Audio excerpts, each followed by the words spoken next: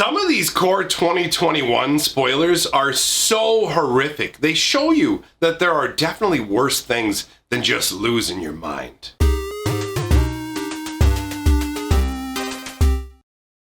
Greetings, owners of fine luxury cardboard rectangles. We are here today to talk about a very interesting spoiler card from core 2021 that represents an entire subset, a very unique little niche that exists within pretty much predominantly black cards. So the card we're going to be talking about today is Necromentia.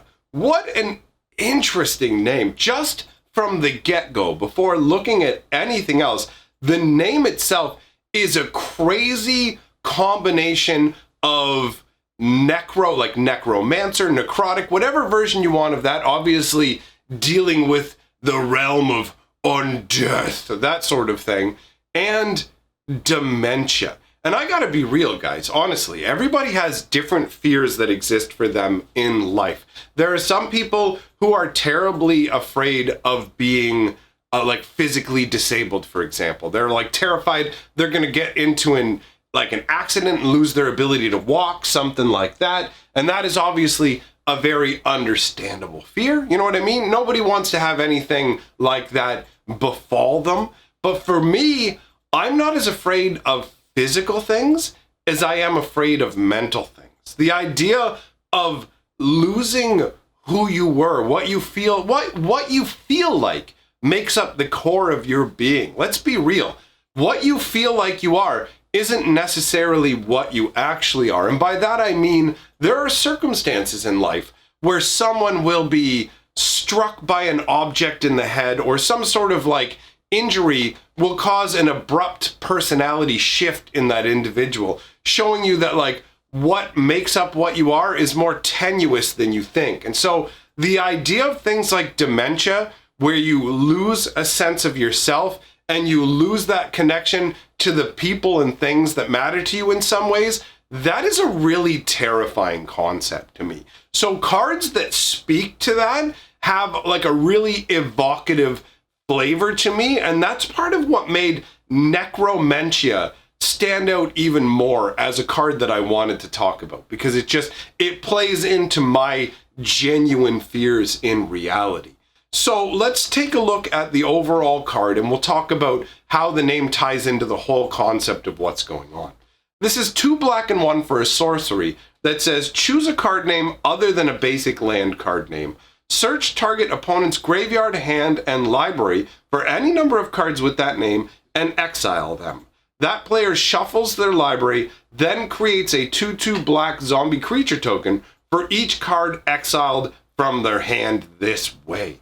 So the idea basically that's going on here is this is one of the extractor class of cards. That's what I'd call these. We'll get into why they're called that. But anyways, this is an extractor class card where the concept of it is that it's extracting memories from your mind, right? Like, and not just straight up for your mind, but from the remnants of the past and everything. Your current memories, your past memories, they're all being invaded by this concept. So this is really dark magic that reaches into your brain and pulls out your most precious, valued memories and essence of yourself and breaks your mind. But at the same time that it's breaking your mind, it pulls the essence of what you were and turns it into zombies. It creates necromantic energy from inflicting dementia upon you, and that necromantic energy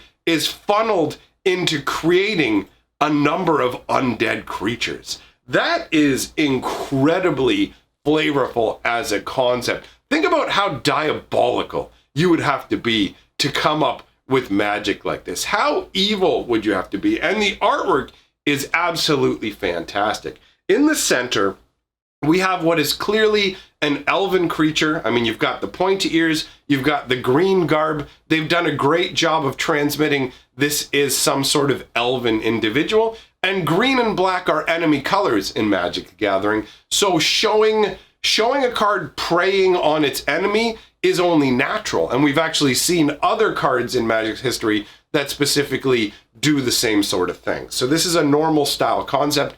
Now, the swirling energy, the different, like basically each of these swirls to me that has the black skull intermingled, each of these represents a thought that is being ripped from the mind of this individual. And while it's swirling out and away from their head, you can see it actually being transformed from the more, like the less threatening and more calm looking blue energy is switching into this purple necrotic energy. Like it's literally happening as soon as the memories are being pulled from the mind.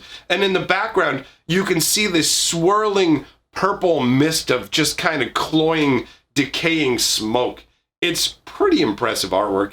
And I love the very colorful nature of it. This is a dark card and an awful thing that's happening. But at a glance, the colors feel nice. It actually doesn't feel unpleasant to look at, which is a very weird experience. But overall, I dig it. Speaking of the art, though, I do for a moment wonder when I look at it, if this wasn't meant to be used on some other kind of card. You know what I mean? Like, when I look at it, I could actually see this as being a creature destruction spell or a spell that makes you discard your whole hand and deals damage to you, simply because under normal circumstances, the most cards that you could extract from somebody would be 4.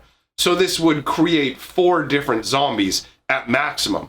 But the artwork is depicting what looks like at least 5 thoughts being extracted at once, right? Because you have 5 different kind of pulses of energy flowing off in different directions. So it feels like this artwork may have originally been intended for another card, but that's pretty much irrelevant in terms of how, like, if that is the case, then they've nailed a great use for it anyway. So this, sometimes I think they come up with cards based on artwork that they have kicking around, and if that's the case, it's a home run. But as I said, this falls into the extractor class of cards, and that's because I call them extractor class, because the first time that we got like an effect like this was cranial extraction all the way back in the Kamigawa block. And that's 1 black and 3 for an arcane sorcery that says name a non-land card, search target player's graveyard, hand, and library for all cards with that name, and remove them from the game. Then that player shuffles his or her library. So you can see, obviously, there's a lot of overlap between these two. This one costs 1 more mana than the previous one, but it doesn't reward the opponent with zombies, right? At the same time, when it comes to the Necromentia, it's not like you're specifically required to give your opponents zombies like at the full scale of 4 or whatever. I'm not sure exactly what point I was trying to make there, so let's just drop that and move on. Let's just forget. After I started saying, I'm like, wait, what am I talking about here? So cranial extraction gives your opponent no benefit, right? The Necromentia gives your opponent a benefit, clearly. There is no benefit from cranial extraction, but the Necromentia you can do faster. And being able to get into your opponent's hand a turn faster is actually really significant. If you can do something, the faster you can do something, the more they need to balance that out. Now, the interesting thing is you don't know if your opponent has the card in their hand automatically when you cast the spell, right?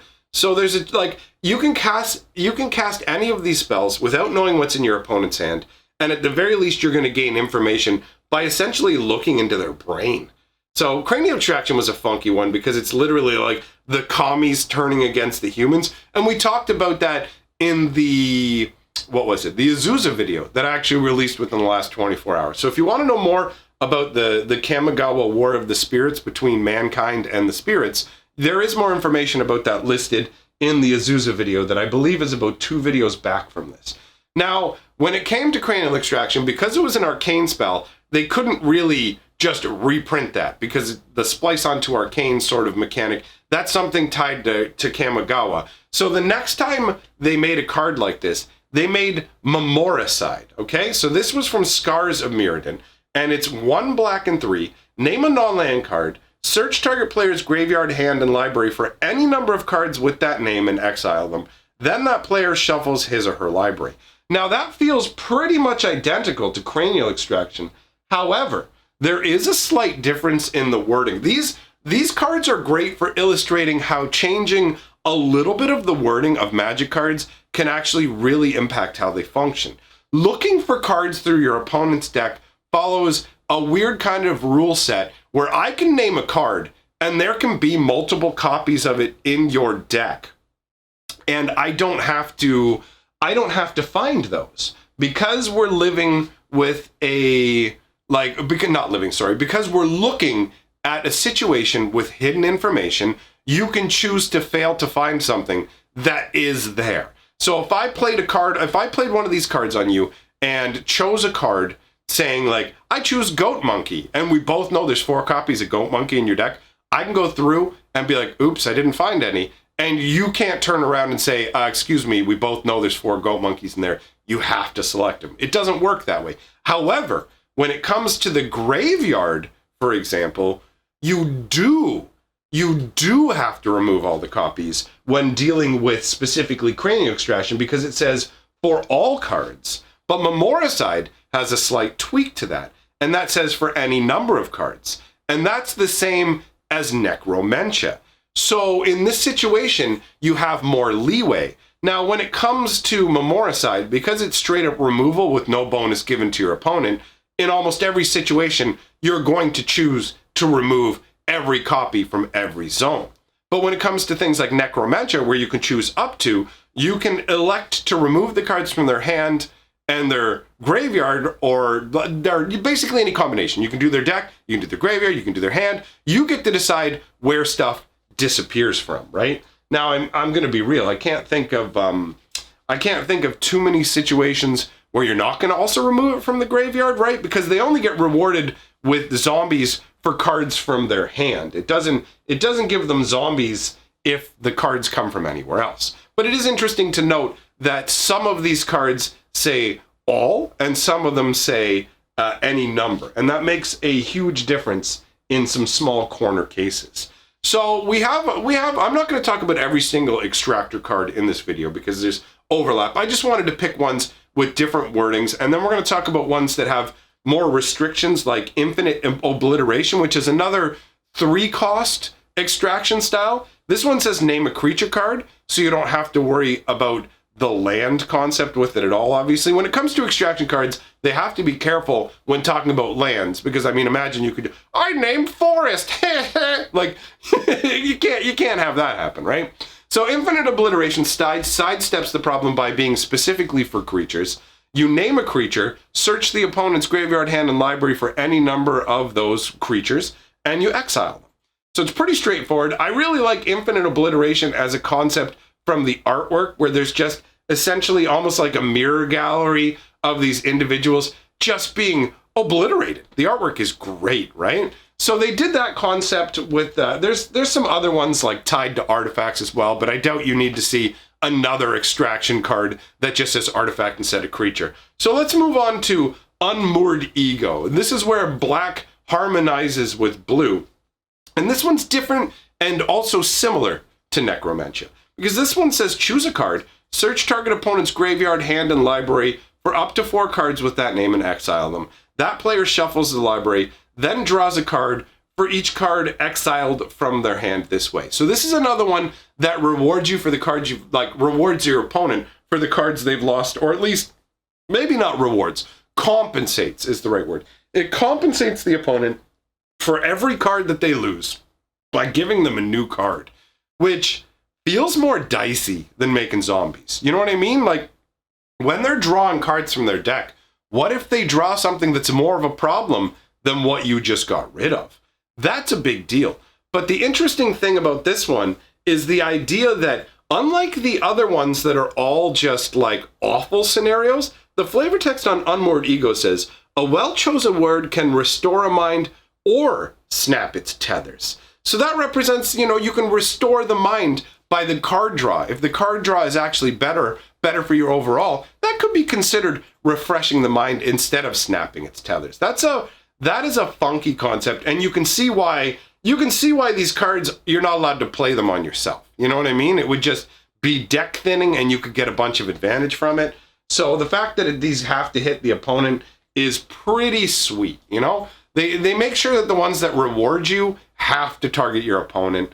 When it comes to like ones that, like Thought Hemorrhage, for example, is one that I can think of where this is the black-red one that ties in damage and card removal. So you name a non-land card, target player reveals his or her hand. Thought Hemorrhage deals 3 damage to that player for each card with that name revealed this way. Search that player's graveyard, hand, and library for all cards with the name and remove them. Same kind of deal as the other cards, but this one deals damage. You're allowed to target yourself with this one. I mean, why would you want to? You probably, like, you know, you're going to take that 3 damage per card, so it seems like an insane maneuver. But it's cool how, as you look through these different extraction style spells, you can see that, like, they put a different spin on it. When you add in blue, the opponent gets to draw cards. When you make it more expensive and add in red, you get to punish them with direct damage. Those are all quite nice. And it's interesting that Necromentia specifically doesn't just say non-land. It says other than a basic land card. Because one of the things I liked about Unmoored Ego that we just showed was the fact that it can get rid of problem lands. You know what I mean? Like, it only allows you to go looking for up to 4 copies. So it will even let you, if you really, really wanted to do something silly, it'll let you name basic lands, right? And that is something that none of these other extraction cards do, but it limits it with 4. So all these cards take different approaches to the whole, like, land issue and what can be extracted, how much can be extracted. I enjoy it. But coming back to Necromentia, this is a home run of a card. The entire flavor is very, very well encapsulated. You know what? Unmoored Ego may not hit on the same level for people, but this one's really straightforward. There's no way to miss what's going on. And I really like that. And again, the colors on this card. This is so visually striking. This would make for some amazing wall art or, you know, like on a playmat, something like that. I'm a big fan. Either way, let me know what you guys think in the comments below. If you enjoy what I'm doing here, this channel is community funded, so go ahead and jump on my Patreon if you would like to do so. And I will see all of you guys very soon.